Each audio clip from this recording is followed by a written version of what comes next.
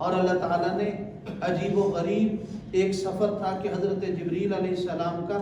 آپ کو بیدار کرنے کے لیے اور ساتھ میں لے جانے کے لیے آنے کا طریقہ ایسا تھا جو عام طریقہ نہیں ہوا کرتا تھا، اس لیے کہ فرشتے کے آنے کے لیے نہ تو دروازہ کھٹکھٹانے کی ضرورت ہے، نہ بیل بجانے کی ضرورت ہے، نہ دستک دینے کی ضرورت ہے، نہ چھت توڑنے کی، نہ دیوار گرانے کی، کوئی ضرورت نہیں ہے۔ یہ تو اللہ تعالیٰ کی ایک مخلوق ہے، لطیف ہے۔ اجسام لطیفۃ تتشکل بأی شکل اراد،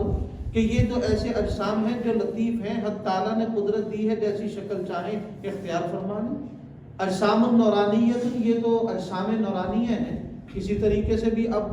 اندر سورج کی روشنی یا باہر سورج چڑھا ہوا ہے، اس سورج کی روشنی کو آنے کے لیے نہ دروازے پہ دستک دینے کی ضرورت ہے، نہ دیوار کو گرانے کی، شیشہ ہے، کوئی ہوا ہے، جہاں سے ہوا آ سکتی ہے وہاں سے روشنی اور کرنیں بھی آ سکتی ہیں۔